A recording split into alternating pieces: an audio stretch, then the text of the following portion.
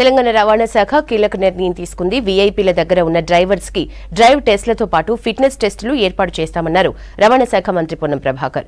3-4 రోజుల్లో ఈ ప్రక్రియ స్టార్ట్ చేస్తామన్నారు. దీనిపై అందరికీ లేఖలు రాస్తున్నామన్నారు. ఈ అంశాన్ని రవాణా శాఖ సుమోటోగా తీసుకుందని చెప్పారు. ప్రముఖులు ఎవరిని పడితే వారిని డ్రైవర్లుగా పెట్టుకోవద్దన్నారు. అనుభవం ఉన్న వారిని మాత్రమే డ్రైవర్లుగా పెట్టుకోవాలని సూచించారు. డ్రైవింగ్ పై అనుభవం లేని వారిని పెట్టుకుని రోడ్డు ప్రమాదాలకు గురి కావద్దన్నారు. చుట్టాల అబ్బాయి అని స్టీరింగ్ ఇస్తే ప్రమాదాలు జరిగే ఛాన్స్ ఉంటుందన్నారు.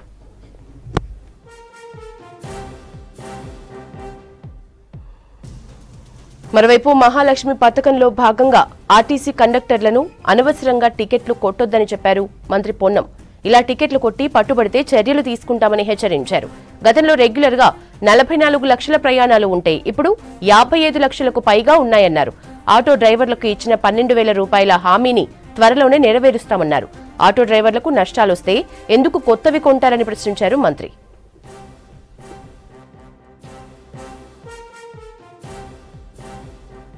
రాష్ట్రంలో చేపట్టే కుల గణనపై అధికారులకు శిక్షణ ఇస్తామన్నారు మంత్రి పొన్నం ప్రభాకర్. బీహార్లో 2,05,000 మంది అధికారుల్ని కేటాయించి ఒక్కొక్కరికి 150 ఇండ్లు కేటాయించారని చెప్పారు. రాష్ట్రంలో కూడా ఇళ్లను బట్టి అధికారుల్ని నియమిస్తామని స్పష్టం చేశారు.